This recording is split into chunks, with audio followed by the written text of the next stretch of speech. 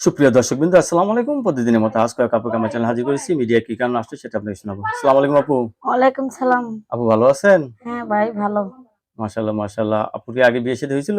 হ্যাঁ ভাই আগে বিয়ে শাদী হয়েছিল।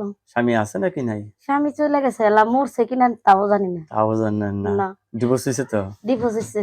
যাই হোক, ছেলে মেয়ে আছে? হ্যাঁ একটা ছেলে আছে।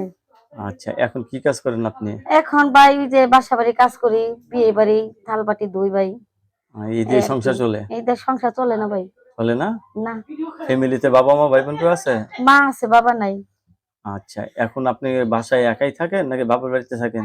না, মার কাছে থাকি, ছোট একটা বোন আছে, মা আছে। রাত্রে তো একাই থাকেন না? রাইতে একাই থাকি। ভাল লাগে? না ভাল লাগে না। বিছানার এই পাশে ওপাশ ছটফট। ছটফট করে, জামাই থাকলে সে ভাল লাগতো।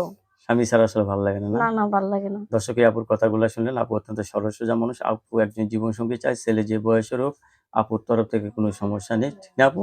না হুম, সমস্যা আছে? না না সমস্যা নেই।